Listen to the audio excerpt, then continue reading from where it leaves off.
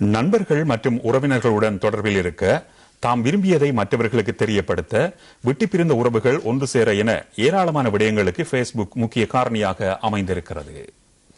இன்று உலகையே ஆதிக்கம் செலுத்தும் ஃபேஸ்புக் ஆரம்பிக்கப்பட்டு 12 வருடங்களை கடந்திருக்கிறது. இது பற்றிய தகவல்களை எமது செய்தியாளர் SDM ஜஹரான் தொகுத்து வழங்குகிறார்.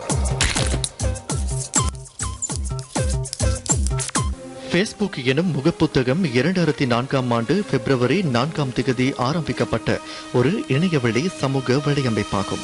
19 வயதுடைய மார்க் ஜக்கர்பர்க் சக நண்பர்களுடன் இணைந்து ஃபேஸ்புக்கை ஆரம்பித்தார். ஃபேஸ்புக்கின் தலைமையகம் கலிபோர்னியா மென்லோ பார்க் நகரில் அமைந்திருக்கிறது. நாளாந்தம் ஃபேஸ்புக்கை பயன்படுத்துவோரின் எண்ணிக்கை 100 கோடியை அண்மித்துள்ளது. ஃபேஸ்புக் மிக குறுகிய காலத்துக்குள் துரித வளர்ச்சி அடைந்து அன்றாட வாழ்வில் ஒரு அங்கமாக மாறி நாளுக்கு நாள் புத்தம் புதிய வசதிகளை அறிமுகப்படுத்தி தொடர்ந்தும் முதலிடத்தில் இருந்து வருகிறது. ஃபேஸ்புக் 75 மொழிகளில் தமது சேவையை செய்கிறது. 213 நாடுகள் முகநூலை பயன்படுத்துகின்றன. China, Iran, Uzbekistan, Pakistan, Syria, Bangladesh, Vietnam, வடகொரியா போன்ற நாடுகள் பல்வேறு காரணங்களுக்காக ஃபேஸ்புக்கை தடை செய்துள்ளன. அரசியல் தாக்கங்களுக்கும் ஃபேஸ்புக் காரணமாக அமைந்துள்ளது. 2008ஆம் ஆண்டில் ஆயிரக்கணக்கான கொலம்பிய மக்களை கொலம்பிய ஆயுத புரட்சிக்கு எதிராக ஒன்று திரட்டியதும் 2011ஆம் ஆண்டு எகிப்திய புரட்சிக்கு முக்கிய பங்கு வகித்ததும் இந்த ஃபேஸ்புக் தான். இலங்கையில் கடந்த ஜனாதிபதி தேர்தலில் ஆட்சி மாற்றத்திற்கு ஃபேஸ்புக் முக்கிய காரணமாக அமைந்தது. உலகில் இன்று அதிகமானவர்கள் முகநூலை அதாவது ஃபேஸ்புக்கை கையடக்க தொலைபேசி மூலம் தான் பயன்படுத்துகிறார்கள். இலங்கையில் 2015ஆம் ஆண்டு 2800க்கும் மேற்பட்ட முகநூல் குற்றச்செயல்கள் இடம்பெற்றிருக்கின்றன. ஃபேஸ்புக்கை பயன்படுத்துபவர்களாக நீங்கள் இருந்தால் ஃபேஸ்புக்கை பயன்படுத்தும் போது கொஞ்சம் அவதானமாக செயற்படுங்கள்.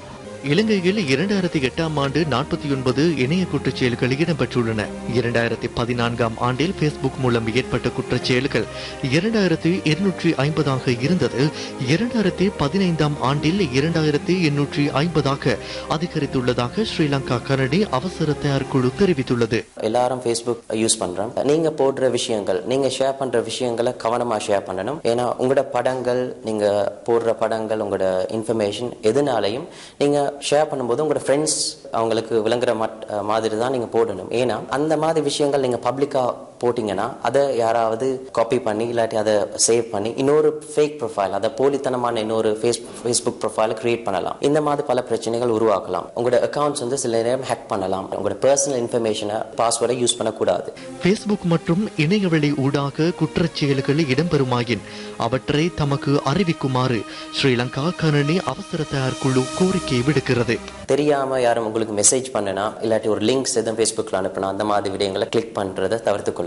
உங்களோட போட்டோஸ், உங்களோட இன்ஃபர்மேஷன் எல்லாம் யூஸ் பண்ணி யாராவது ஒரு ஃபேக் போலித்தனமான ஒரு ப்ரொஃபைலை கிரியேட் பண்ணியிருந்தாங்கன்னா ஃபர்ஸ்ட் திங் நீங்க வந்து ஃபேஸ்புக்கு ரிப்போர்ட் பண்ணணும். அந்த ஆப்ஷன் உங்களுக்கு இருக்கு. அப்படி போகலாட்டி இமெயில் மூலமா இல்ல போன் மூலமா எங்களை தொடர்பு கொண்டு சொல்லலாம். உங்களுக்காக நாங்க ஃபேஸ்புக்கு இதை தெரியப்படுத்தி எடுக்கிற முடிவு வந்து ஃபேஸ்புக் கையில தான். ஏன்னா ஃபேஸ்புக் என்றது ஒரு தனி நிறுவனம். இலங்கை முகநூல் பாவடை நாடுகளில் 73வது இடத்தில் உள்ளவை குறிப்பிடத்தக்கது. எவ்வாறாயினும் ஃபேஸ்புக்கின் நன்மை தீமைகளை அறிந்து செயற்பட வேண்டியது ஒவ்வொருவரினதும் முக்கிய பொறுப்பாகும்.